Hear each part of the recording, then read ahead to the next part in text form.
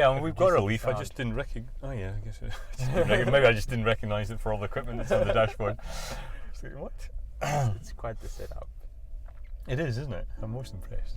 At the moment, we're still having a bit of a COVID hangover, pandemic hangover, and we're getting a lot of organizations who are either really busy or really struggling. But the common factor that I'm seeing in both those scenarios is that people are stressed out. Yeah. And which is why I was keen to have this chat with yourself. But Stress is any situation that instigates your fight or flight response, and a fight or flight response can manifest itself in a myriad of ways, from just being tense in the shoulders to being slightly moody, to being indifferent to other people's views, to then out and out frustration, anger, etc. But in that, there's when stress starts to impede on us, almost always we start to disassociate ourselves with the people around us.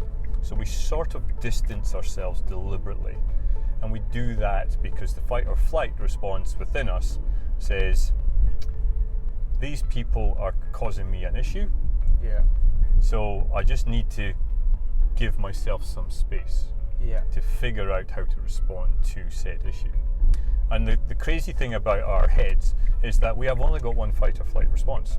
So we will react exactly the same way, more or less, to facing down a grizzly bear that's looking for its lunch or our to-do list.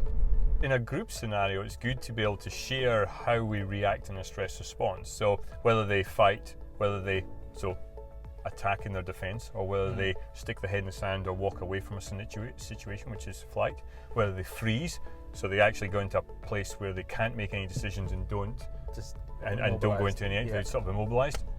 And then there's another one, which I tend to term as the forget, which is it's the person who runs around with a hair on fire. So they don't go into a place of inaction, but sometimes their actions are just the wrong actions. They've got no ability to prioritize, or just busy doing they things. just do stuff, but there's no sense to what they're doing. There's no logic behind what they're doing. Would you be able to expound a little bit more, only because I've heard you speak about psychological safety and the importance of psychological safety. Yeah. That ties into the stress management. Yeah, absolutely. So psychological safety, in my definition of that, is the ability for someone to create an environment where people can to share ideas, they can share their criticisms, they can even make mistakes free of ridicule and persecution.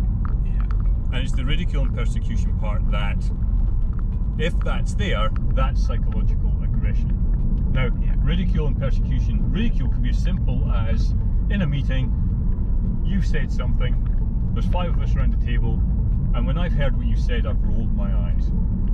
Yeah. And everybody has seen me rolling my eyes. Yeah. So what that bodily cue to them is, this guy's an idiot, doesn't know what he's talking about. Yeah. So by me rolling my eyes, I have lowered your status in the group. To you, that's aggression. Yeah. All right? It's as subtle as that. Whether or not it was intended to be like that. Absolutely. I may not even know I'd rolled my eyes. I might have just received the information you gave me, and in my mind I'm going, this guy's an idiot. Yeah. But my body went, roll the eyes. Maybe I didn't consciously mean to roll the eyes. See? So that's an example of psychological aggression, which is the opposite. So when you can get psychological safety, what that means is you can create an environment, in this case with that meeting, where you share your ideas. Now, whether I agree with those ideas or not, I willingly accept them. And I'm comfortable in my own skin for you to table your idea, knowing that I am going to get my turn. So which means if I'm not performing well, it's because there's another factor that's influencing that. It's called stress. So from a leader's perspective, if I'm not performing, it's much better for me for the leader to come to me and say, hey Dave, look. What's going on? Hey, what's going on with you, buddy? That job that you've just done, the standard of that is it's nowhere near what you're used to. Yeah. You know, the job that you did yesterday or the job that you did last week, that's the Dave I remember. That's the Dave that I'm expecting. What's changed between last week and today? Where's that Dave gone? So now the leaders challenge me to think, because I don't think I've screwed up, you see. Yeah. But now I'm going, well, actually, what's different between now and last week. Oh, well, I had this, and this happen to me. So I'm way more likely to talk to the leader about said this, and this, because it's not talking about me, it's talking about factors around me. So I don't have to get defensive to explain why I'm performing the way I'm performing. It also gives the leader insight into what's stressing me. And then we can start to deal with the stressors around me so that I can get back to being my great performing Dave. Yeah. Now, if every leader had that conversation, not only would they have happier staff, but they would also be dealing with all the stressors within the work that's screwing people over. Yes. They would be improving their systems, their processes. They would be improving their team dynamics. They would be dealing with personality issues. All of that stuff that stresses us out and stops us performing by asking one question. Hey, how are you doing? And what's going on between that last job where you were brilliant and this one? What's changed? Yeah. When you find out what's causing the change, then you can deal with the real problem.